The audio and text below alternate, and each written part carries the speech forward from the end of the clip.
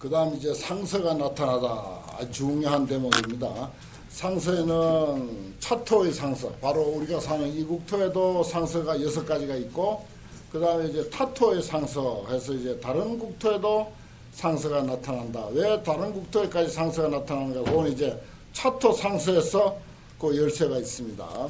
그 다음에 이제 상서에 대한 의문을 대중들과 미륵보살이 이제 제기를 해요. 근데 이제 누가 이 상서에 대한 그 문제를 풀어줄 수 있을까?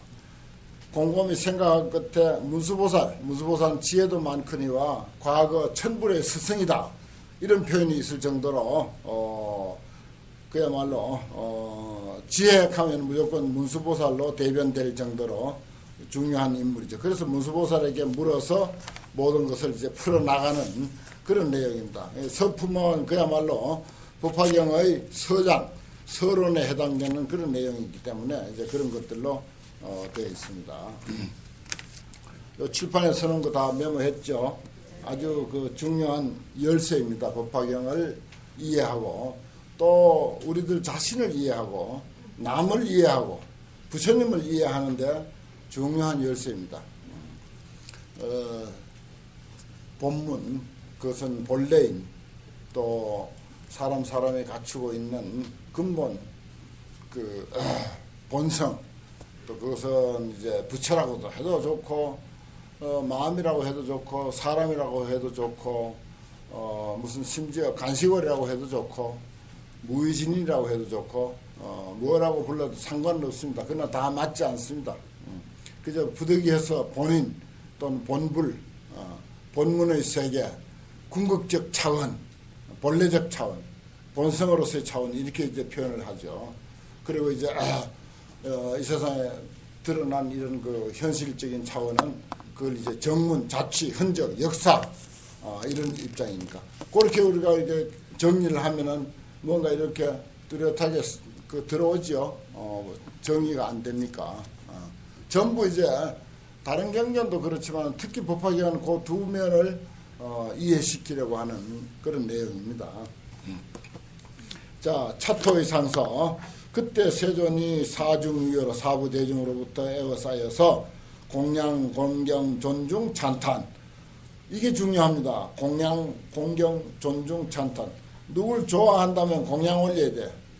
공경해야 돼. 그 다음에 존중해야 돼. 그리고 찬탄해야 돼.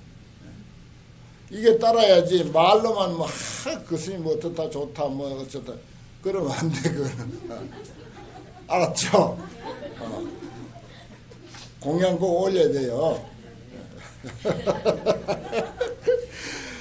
위제 보살하사 여러 보살들을 이하사 설 대성경 하시니 대성경전을 설하시니 세존께서 이름이 무량의라. 그래 무량의경 하는 게 있어요. 법화 삼부경에서 이제 무량의경이라고 하는 것이 여기에 이제 등장한다고 해서 그래서 무량의경을 이제 서경 또 서론적인 경 이런 표현을 이제 해서 무량의경을 또 법화부에서는 아주 상당히 소중하게 생각합니다. 그것도 이제 교보살법 불소호령 이게 8자가 여러 번 나옵니다. 법화경도 그렇고 무량의경도 그렇지만은 특히 법화경이 교보살법이라 보살을 가르치는 법이야. 보살은 뭡니까? 성문 영각 보살 부처되기 직전 그러니까 최고 수준에 오른 사람들 그 최고 수준에 오른 사람들이라는 게 무슨 뭐 박사학위를 여러 개 받고 지식이 많이 쌓였고 이걸 뜻하는 게 아니고 보살심이 얼마나 있느냐 남을 배려하는 마음이 얼마나 있느냐 하는 그런 사람을 수준 높은 사람이라고 합니다. 불교에서는 수준 높은 사람은 그런 사람을 말하는 거예요. 지식이 쌓여가지고 경력이 화려하고 지식이 많이 쌓여있고 참선을 수십 년 하고 그거 아니고 그것은 결국은 자기만 이롭게 하는 길이기 때문에 그건 외도라고 봐요. 참선 수백 년을 했더라도 남을 배려할 줄 모르고 남을 생각할 줄 모르는 그런 거 자기 이익만을 위한 그런 것은 그건 외도다 이렇게 보는 것입니다. 그래서 그런 사람들은 법화경 이해하기 어려워요. 보살심이 있는 사람이 법화경을 이해합니다. 참 중요한 거죠, 이게. 선천적으로 보살심이 많은 사람들이 또 있어요. 남 생각 잘하고. 자기 불행한 처지는 생각하지 않고, 그건 제쳐놔버려. 그리고 자기보다 또 훨씬 더 잘 사는데도 그 사람 생각하는 거야. 이렇게 이제 보살심이 많은 그런 사람들. 불교는 결국은 보살행을 제일 최고 이상으로 합니다. 그래서 그 불소호렴이라. 그래서 부처님이 상당히 마음속에 호렴한다, 보호하고 아낀다, 늘 마음속에 간직하고 있는 그런 내용이었다. 불설차경에 부처님이 이 경을 설하고 나서 겨울 가부좌 하시고 입어 무량의처 삼매라. 삼매에 들어갔는데 그 삼매 이름이 무량의처 삼매였다. 몸과 마음이 부동하고 부동했다. 삼매에 들어갔으니까 몸도 마음도 다 적정했다 이 말이에요. 고요한 거죠. 그때 하늘에서는 꽃비가 막 쏟아지는데, 그도 꽃비도 꽃 이름이 다 있네요. 만다라와, 그리고 마하만다라와, 만수사와, 마하만수사와, 이러한 네 종류의 꽃들이 이산불상, 급제대중, 부처님하고 그리고 모든 대중들에게 막 쏟아지듯이 흩어져 내리더라. 한번 상상해봐요. 이런 네 종류의 꽃이 참 그냥 부처님인데 하고 대중들이 앉아있는데 곳곳에서 꽃비가 내리고 있다. 이런 것들이 다 상서입니다. 꽃비가 내리는 거. 그 다음에 보불세계가 육종진동이라. 온 세계가 육종진동. 그 경전에서 세계를 말할 때 꼭 불세계 그래요. 또 불찰 그렇게 합니다. 그냥 세계예요. 그냥 세계인데 불교적인 입장에서 보면 부처님이 세상에 계신다라고 해서, 또는 불법이 세상에 있다고 해서, 그래서 불세계 또는 불찰 이렇게 표현합니다. 그냥 세계라고 보면 제일 쉬워요. 온 세계가 육종진동이라. 6가지로 진동, 우르릉쾅쾅 하면서 막 진도 한 1000도쯤 되는 그런 강진이 그냥 울리는 같은 그런 그 진동이다. 육종진동. 왜 육종입니까? 7종도 되고 8종도 될 수 있을 텐데. 부처님께서 경전을 설해 마치고 삼매에 들어갔다. 그리고 하늘에서는 꽃비가 내린다. 그 장소에 우리가 동참을 했다 하면은 우리의 온몸 육근이 전율을 할 겁니다. 이 세상에 아무리 발달한 과학의 어떤 여러 가지 내용들을 잘 안다 하더라도, 그렇더라도 이러한 광경을 우리가 몸소 경험하게 되면 온몸이 그야말로 전율을 일으킬 정도로 감전된 것과 같은 그런 느낌을 받을 것입니다. 그게 육종진동이에요. 육근, 육진, 육식, 우리의 전 삶의 영역, 우리 삶의 전 영역이 전율을 느끼듯이 그렇게 감동을 받는 것. 법화경에서 이런 것이 어렵습니다. 땅이 실제로 이렇게 세계가 이렇게 크게 진동했다면 그거 뭐 전부 지진이 그냥 몇천 도씩 돼가지고 어디 남아나는 게 있겠습니까? 이건 이제 이런 것은 사실은 아니로되 진실이다 하는 거예요. 사실은 아닙니다. 세계가 육종으로 진동하는 건 사실은 아니에요. 그러나 진실입니다. 왜냐? 이러한 광경에 우리가 동참했다고 하면은 우리의 마음의 느낌은 최소한도 이럴 것이다. 그런 뜻이에요. 경전을 이해하는 게 이런 게 이제 어렵다는 거죠. 그때 시외 비구 비구니와 우바세 우바이와 철, 용, 야차, 건달바, 아수라, 가루라, 긴나라, 마우라가 인비인과 급제 소왕과 절륜 성왕과 그리고 여러 대중들이 득 미정유를 얻었다. 그동안 보지 못하던 것.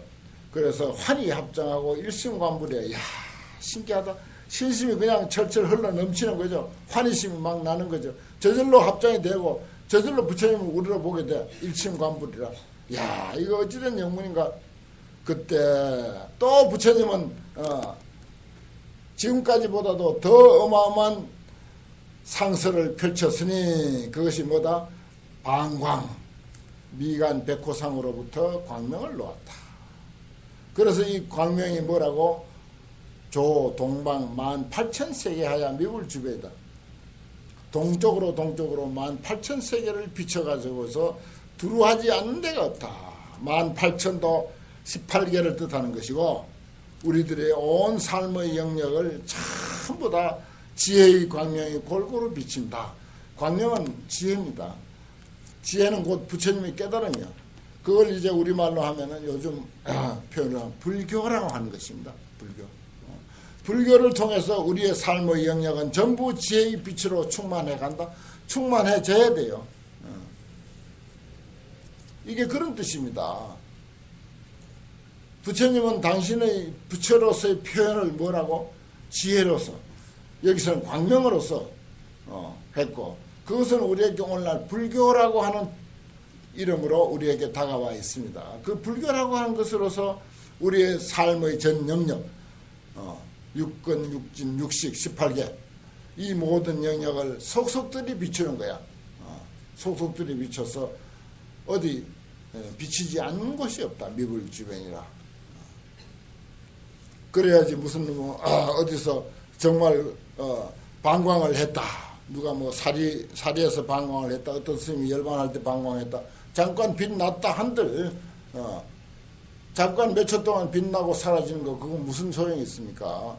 빛이 나려면은 저 태양 한 환경에서 유여 천일출 1000개의 태양이 동시에 뜬 듯이 떠가지고 한 석 달 열흘을 비추든지 그쯤 하면 방광을 인정해 주지.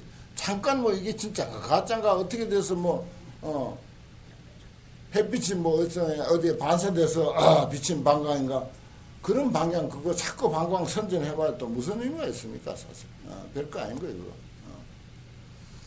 그거. 진정 방광의 의미는 이런 것입니다. 불교가 우리의 삶에 들어와서 삶의 속속들이를 다 불교의 영향으로 비친다. 그래서 부처님 정신으로 살아가는 것. 타토의 상서라. 그 광명이 우리들의 이 세계 사람들에게만 비치는 게 아니고 저 세계 저 먼 세계 그 당시 인도에라면은 중국도 비추고 한국도 비추고 동쪽으로니까 동쪽은 뭡니까? 해가 뜨는 곳이에요.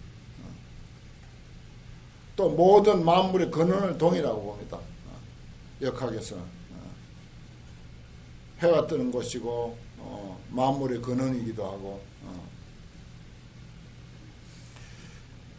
그런데 그 빛이 하지 아비지옥하고 제일 밑에 있는 세계를 아비지옥 지옥의 삶에까지도 부처님의 불교가 부처님이 이 법화경이 영향을 미친다.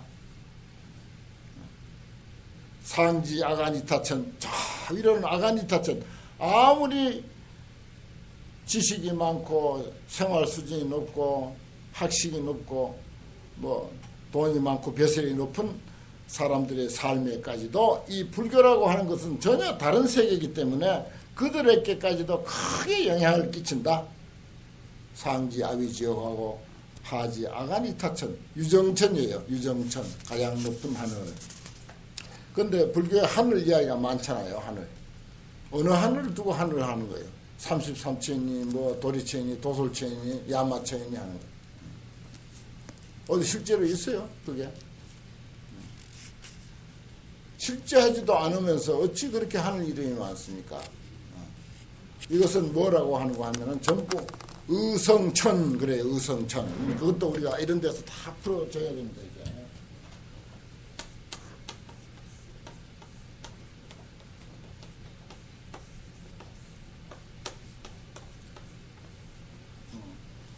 의식이 만들어낸 하늘. 우리 의식이 만들어낸 하늘. 또 의성신도 있어요. 몸신자. 의성신.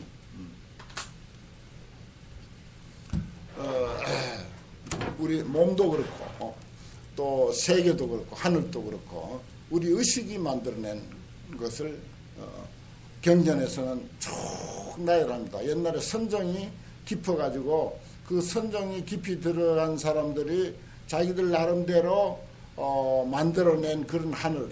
그래서 초선천, 이선천, 삼선천, 사선천 선정을 이야기할 때도 그렇게 하늘 천자를 쓰는 경우가 많습니다. 그 마치 이제 선정이 높아졌다 하는 그런 뜻이에요. 전부 정신세계에서 일어나는 이야기지 실제로 뭐 지금 우리 다 가봤잖아요. 오늘 뭐 나로홍가 뭐 또 올라갔죠. 어디 있어요? 무슨 저기 화성, 금성, 토성, 명왕성, 뭐 해왕성 그 외에 참 많고 많은 그런 그 은하계를 이야기하는 거예요? 아니잖아요. 그러면서도 무수한 하늘 이름이 있습니다. 이것도 우리가 사실은 충분히 해결해야 돼요.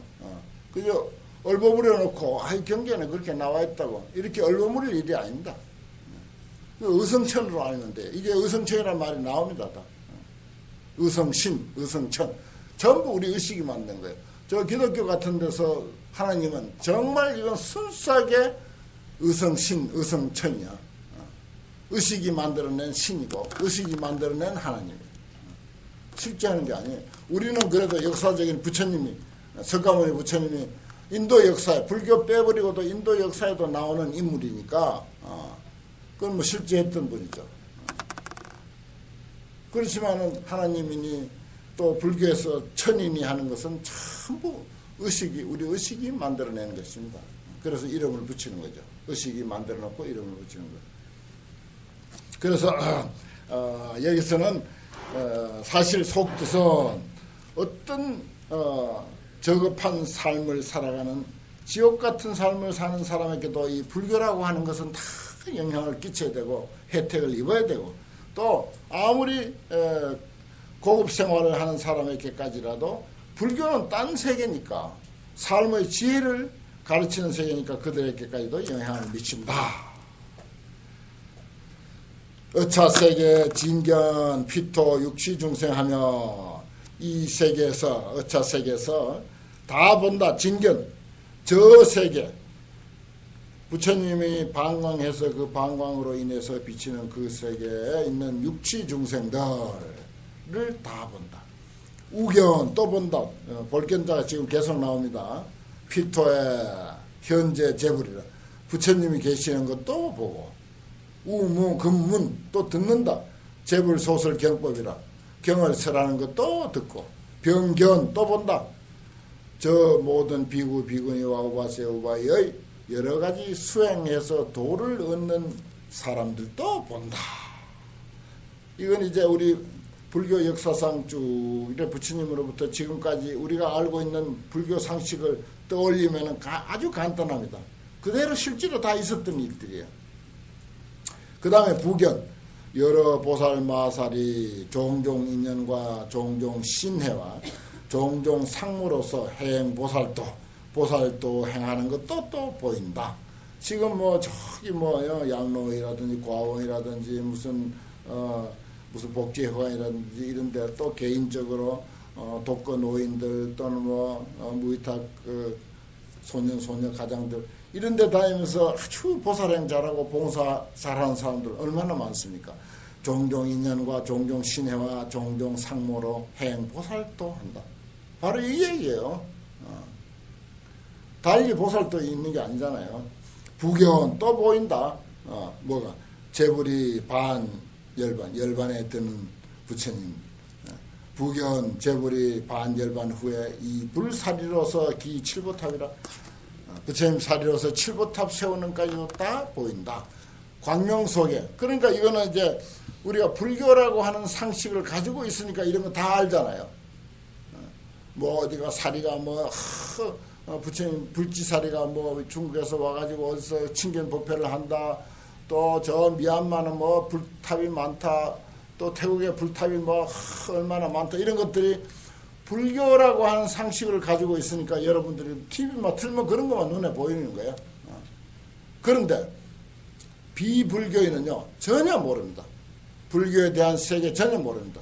우리가 기독교에 대해서 전혀 모르듯이 전혀 모르듯이 그것도 이제 안다면은 여러분들이 책을 통해서나 어려서 교회를 다녔거나 천주교를 다녔거나 그 정도 상식이 있으니까 들어오죠. 만약에 그런 상식이 없다면 전혀 모릅니다. 특히 기독교인들은 불교에 대해서 전혀 아는 바가 없습니다. 그들은 이게 뭐 공부하는 거라든지 이런 거 배제를 하니까 배타하니까 전혀 모릅니다. 없습니다. 그 불교라고 하는 것을 통해서 이러한 사실들을 우리는 2600년 동안 불교가 걸어온 그런 모든 사실들을 환하게 알고 있다, 본다. 그 얘기예요, 이거. 그래서 이제 불교 총론이에요. 불교 전반적인 것을 전부 이야기 다 하고자 하는 게 법화경입니다. 그리고 또 한 가지는 여기 이제 아란존자가 그 결집을 했다, 이런 말씀을 드렸는데 우리는 늘 그렇게 생각하고 경전을 대합니다. 학자들과 우리 강당에서 공부하는 우리 신앙인과의 차이점은 학자들은 대승경전, 뭐 소승경전도 마찬가지입니다만은 아함부 경전까지도 부처님이 열반하신 지 300년 뒤에 결집이 됐다. 이게 부처님 친설인지 뭔지 알 바가 없다. 아함부까지도. 그런데 500년, 600년 뒤에 결집이 된 대승경전이야 더 말할 것도 있겠는가. 이렇게 경전 성립사적인 입장으로만 딱 이렇게 보고 이야기하는 이들은 학자들의 소견이에요. 그거 다 압니다. 우리 여러분들도 잘 알고 저도 잘 알아요. 그런 사실은. 정말 틀림없어요. 그거는. 하지만 우리 신심을 가지고 이렇게 공부하는 전통 공부의 자세는 그런 사실이 500년, 600년 아니라 얼마 전에 우리나라에서 편찬된 천지파랑경까지도 우리나라에서 편찬된 거예요. 그거는. 또 중국에서 편찬된 목령경, 지장경, 무슨 부모 은중경, 그 효도 사상에 맞춰서 편찬된 그런 것까지도 모두가 부처님이 설하신 것이라고 생각하고 있습니다. 심지어 천지파랑경까지도 부처님이 설하신 것이고 아란존자가 결집했다라고 하는 이 마음으로 읽는 거예요. 우리는 신앙인은 그게 다른 거예요. 학자하고 우리 신앙인하고 다른 점은 그겁니다. 그 차이. 그래서 그저 이건 부처님이 설했거니 하고 그렇게 생각을 하고 경을 대하는 이 자세가 아주 중요해요. 늘 그렇게 해야 합니다. 뭐 학자들이 이건 뭐 부처님 열반하신 지 500년, 600년 뒤에 말이야 어떤 사람이 지어낸 거다. 그렇더라도 부처님이 설하신 것을 부처님이 설했다고 다 되어 있으니까 부처님이 설하신 것으로 생각하고 하나도 거기에 의심의 여지 없이 생각하고 우리가 경전을 대하는 이 자세가 참 중요해요. 꼭 그렇게 하셔야 됩니다. 뭐 학자들이나 교수들이 와가지고 뭐라고 이거 뭐 육조단경도 어떤 소설가가 소설로 쓴 거야. 이런 식으로 하는 사람들 많잖아요. 그건 뭐 역사적인 사실 역사 쪼가리 그 하나 그 연구해가지고는 그런 식으로 이야기하는데 참 신앙을 가진 사람과 신앙을 갖지 않는 사람의 차이가 그런 데서 드러납니다. 우습죠. 생각해봐. 누가 그거 모르나? 그거 모르나? 하지만 우리는 거기에 한 수 더 떠서 그렇더라도 육조 스님이 그렇게 설한 것을 곧이곧대로 적어놓은 것이고 이것은 부처님이 설하신 것을 곧이곧대로 그대로 적어놓은 것이다. 이렇게 생각하고 우리가 경을 읽는 거예요. 누가 이익이 있겠어요? 누가 이 소득이 있겠냐고요. 그거 몰라서 그런 거 아니라고요. 경전 발달사를 안 읽어보고 거기에 대해서 아는 게 없어서 그렇게 생각하는 게 아닙니다. 다 알죠. 알지만은 경을 대하는 자세가 우리는 그래야 된다는 것.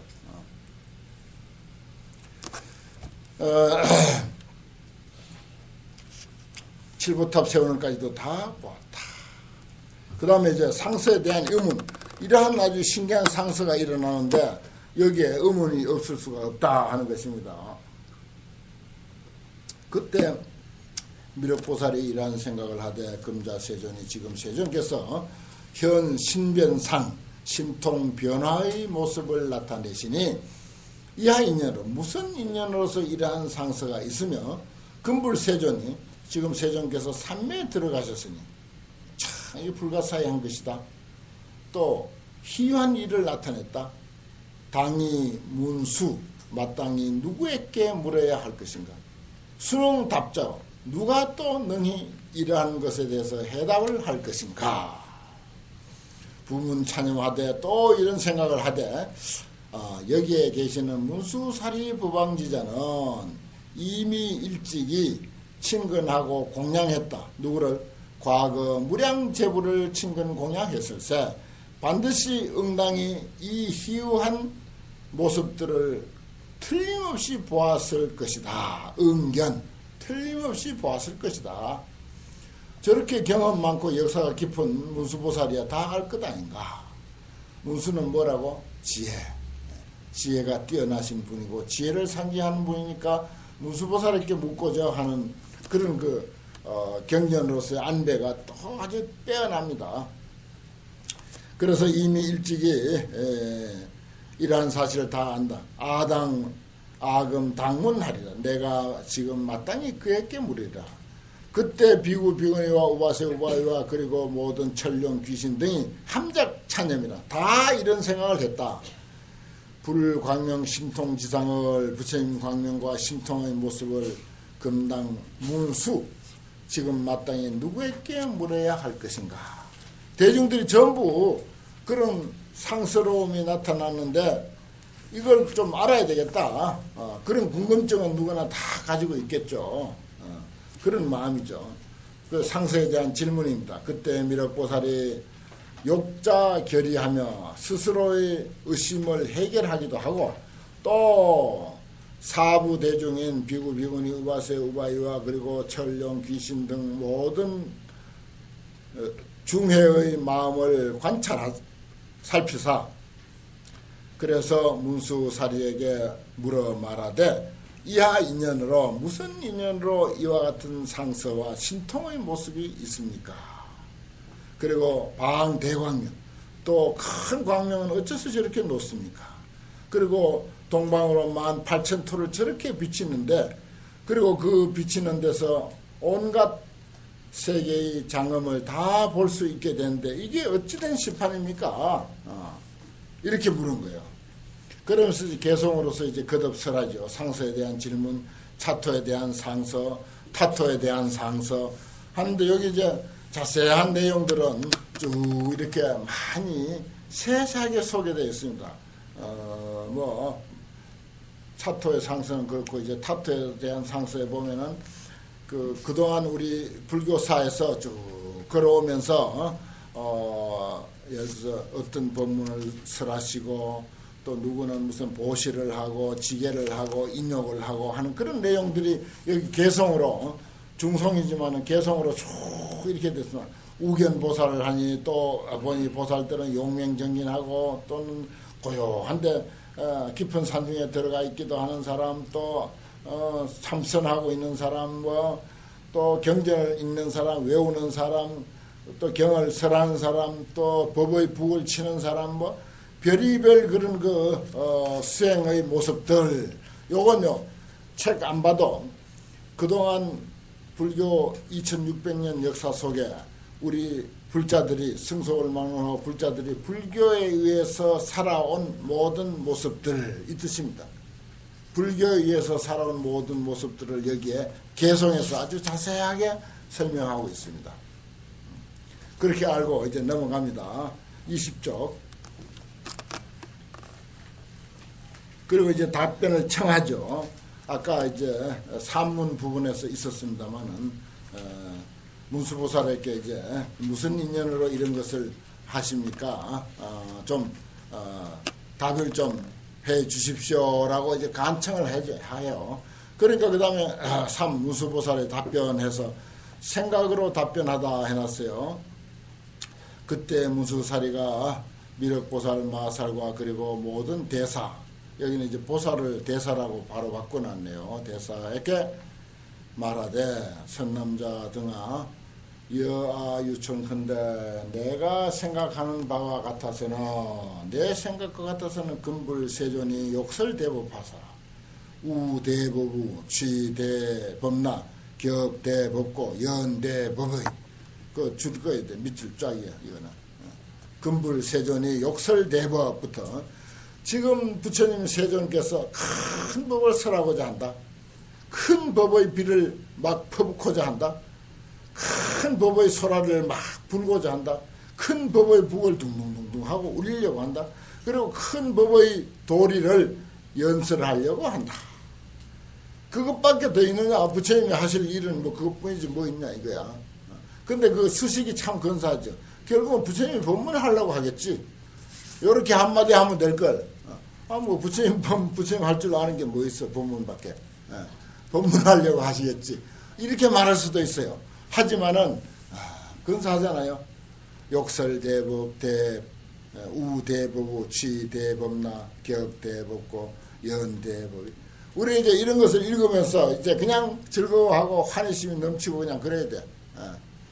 뜻이야 뭐 법문하시려는 거지.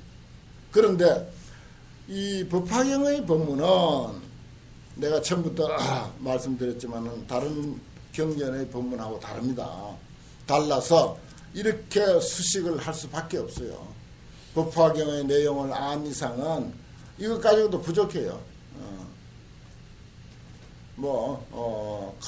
큰 법의 깃발을 세우려고 하시는가 보다. 큰 법의 말뚝을 박으려고 하는가 보다. 큰 법의 비행기를 아마 하늘에다 띄우려고 하는가 보다. 큰 법의 배를 바다에다 띄우려고 하는가 보다. 얼마든지 가능합니다. 여러분들 한번 지어내서 붙여봐요, 여기다. 경전의 맛이라고 하는 거, 또 경전을 이제 이렇게 이해를 하면서 거기서 우리가 재미를 드리고 신심이 나고 맛을 드리는 방법이 이제 그런 거예요. 그래서 이제 사람은 사람마다 다 본래로 아주 뛰어난 그런 지혜의 뿌리가 여러분들에게 다 있습니다. 곰곰이 생각하다가 있다가 그 생각이 팍 떠오르면 거기다 메모하세요. 메모해서 좀 더 깊은 뜻을 거기서 이제 찾아내는 좋죠. 옛날 일을 간단히 말한다. 생각은 이제 그렇게 생각을 했어요. 근데 이제 과거 경험이 많은 분이다 보니까 옛날에 어떤 부처님도 이와 같은 사례가 있었다 이 말이에요. 그리고 그 사례를 여기서 이제 이야기하려고 하는 거죠. 제 선남자야, 내가 과거 제굴에 증견차서하니 일찍이 이러한 상서를 보았다. 방사광의에 이 광명을 놓은 뒤에 즉설대법일세, 큰 법을 설했을세 시고로 당자라 이러한 까닭에 마땅히 하라라 금불현광도. 지금 부처님께서 광명을 놓는 것도 역부여시에서 중생으로 하여금 함덕 문지 일체세간 난신지법일세. 모든 세상에서 믿기 어려운 법을 듣고 알도록 하기 위함일세. 고현사선이라. 그런 까닭에 이러한 상서를 나타내신 것이다 라고 본다. 이제 난신지법이에요. 일체세간 난신지법. 밑줄 꺼야 되거든. 왜 난신지법이냐. 세속적인 안목과 세속적인 가치관으로, 이게 세속에 살든 출가해서 살든 관계없습니다. 여기에 대상은 앞에서 법회 청중에서 보았듯이 현상적으로 다종다양한 그런 차별은 무시합니다. 본래인 사람의 궁극적 차원을 두고 법화경을 설하니까. 그래서 세속적인 가치관 또는 세속적인 안목 또는 세속적인 어떤 사고 가지고는 이해하기 어렵다. 뭐가 그렇게 이해하기 어려우냐. 결론부터 말씀드리면은 법화경은 내가 편찬서에도 말씀드렸듯이 인불사상입니다. 사람이 그대로 부처님이다 라고 하는 그런 그 사상을 법화경에 담고 있습니다. 여기는 참선도 권하지 않고 연불도 권하지 않고 주력이나 무슨 선정을 닦는 거 이런 거 절대 권하지 않습니다. 육바라밀도 권하지 않아요.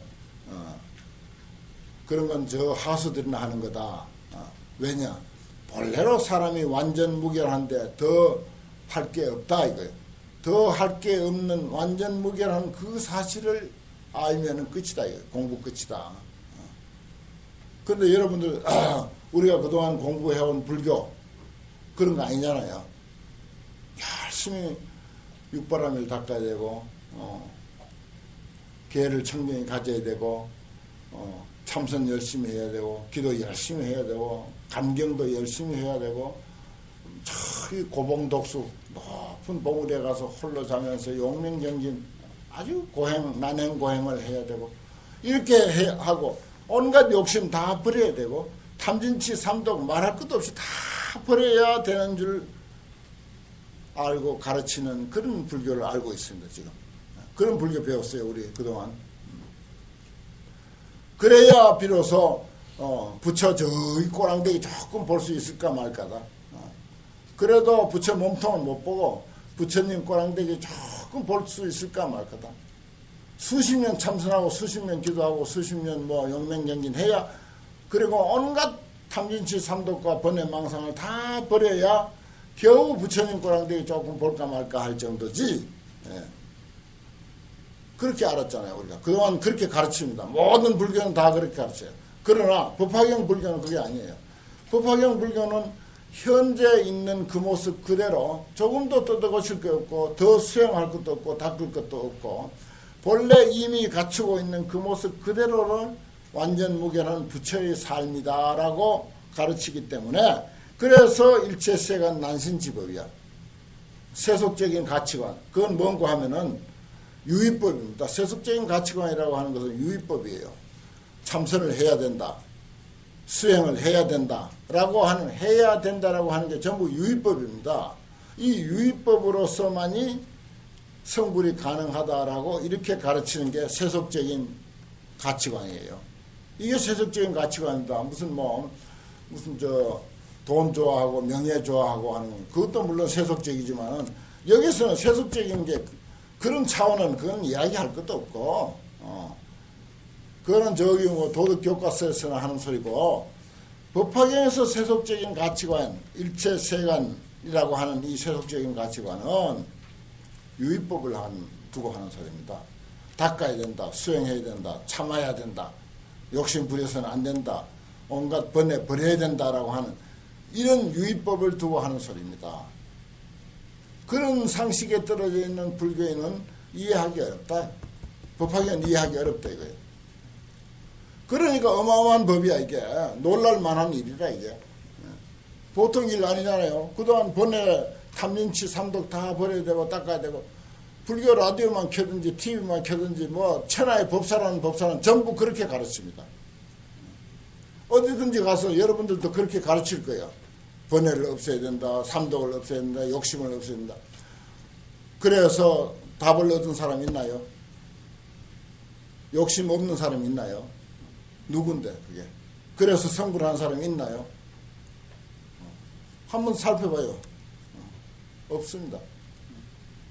그거는 답이 없는 문제일 뿐이야. 답이 없는 문제라. 그게 문제만 내놓고 아무도 책임 못 져. 참선해서 성불한다. 참선해서 성불한 사람 누가 있어요? 여름 한철 동안 100개의 선원에서 2,500명의 스님들이 참선을 해요. 프로만 그렇고 아마추어는 10,000명이 넘습니다. 요즘 시민선방에서 아마추어 선객도 10,000명이 넘어요. 그럼 닭이 1,000마리면 봉이 1마리 해야 되는데 최소한도 한 차례 2명씩은 깨달은 사람이 나와야 돼. 프로에서. 어디 있어요 답이? 50년 내가 지켜봤지만 한 사람도 나온 적이 없어. 그냥 할 뿐이야. 하는 것뿐이라고. 본래 부처라. 해서 달라지는 거 없어. 해서 달라지는 건 아무것도 없어요. 이건 법화경에 근거해서 하는 소리입니다. 이거 분명히. 그런 어마어마한 내용이야. 그동안의 기존의 불교하고는 천지 차이야. 이게 법화경은. 그래서 법화경의 대의를 회3귀1 그러죠. 그 법화경 대의를 소개를 안 했구나.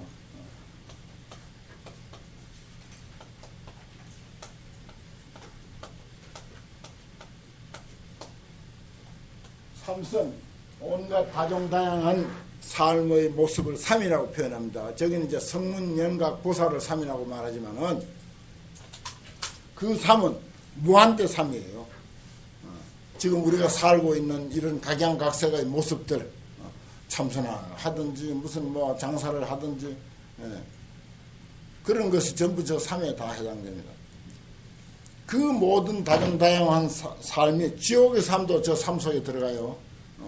천상의 삶도 삶 속에 들어가고 그런 다정다양한 삶이 모두가 일불성 하나의 부처의 삶이라고 하는 것으로서 전부 귀결이 된다.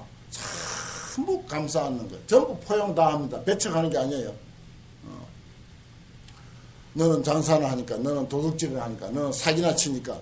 아닙니다. 절대 배척 안 하고 전부 다 감싸놔서 그래. 너는 사기치는 부처님이야. 너는 도둑질하는 부처님이야. 너는 싸움만 하는 부처님이야. 너는 욕심이 아주 욕심꾸러기 부처님이야. 명예만 좋아하는 부처님이야. 돈만 좋아하는 부처님이야. 그래. 전부 부처님으로 귀결시키는 게 회삼귀 법화경의 도리입니다. 만약에 우리가 진정으로 내가 욕심이 많고 명예를 좋아한다. 그런데 진정으로 내가 나는 욕심이 많은 부처님이야. 명예 좋아하는 부처님이야. 돈 좋아하는 부처님이야. 진실로 그렇게 안 사람은 어떻게 되겠어요? 무슨 욕심 부리겠어요? 부처님은 다 하지. 더 이상 무슨 그 세속적인 욕심 그렇게 부릴 까닭이 있습니까? 없어요. 문제가 자동 해결이야. 문제 자동 해결. 모든 문제가 자동 해결이지. 그래서 여기서 대법나, 대법고, 뭐 대법우 이런 표현을 할 만합니다. 이 법화경은요 그런 그 가르침입니다. 그래서 법화경을 알아야 불교를 알지. 그 외에 그동안 공부해온 불교는요, 이거 불교 10분의 1 불교도 안 됩니다. 사실은 결론을 못 얻었기 때문에 결론에 도달하지 아니한 강론은 그거는 하나만 한 거예요. 아무리 서론이 길어봐야 소용없어요. 마찬가지로 이 법화경은 불교의 결론에 해당되는 것이고, 그 결론은 그 방편불교를, 저건 이제 삼성은 전부 방편이지 않습니까? 방편불교를 다 감싸 안아가지고 포용을 해서 전부 부처의 삶으로 귀결시키는 그런 가르침이라. 그래서 우리가 유의법, 번뇌를 없애야 된다, 탐욕을 버려야 된다, 계행을 지켜야 된다, 뭐 어쩐다, 그래야 성불 한단다 하는 그런 유의법으로서는 도저히 이해가 안 된다. 일체세간 난신지법, 믿기 어려운, 유의법으로서는 믿기 어려운 법이다. 그 얘기입니다. 이제 그것이 이제 초일관되게 시종일관 이제 그러한 내용으로 연결될 겁니다. 그래서 이제 법화경은 수기경이라고 돼요. 수기경. 수기가 많아. 부처님이 열반을 이제 앞두고, 뒤에 이제 그런 말이 나오지만, 열반을 앞두고 마지막으로 하신 설법이 이 법화경입니다. 그럼 유언이에요. 그리고 늘 가슴 속에 남겨두었던 최후의 한 말씀입니다. 이게 법화경이. 그래서 이게 쉽게 이해가 안 된다. 그래서 그러한 법을 설하려고 이러한 상설을 나타냈다 하는 그런 내용입니다.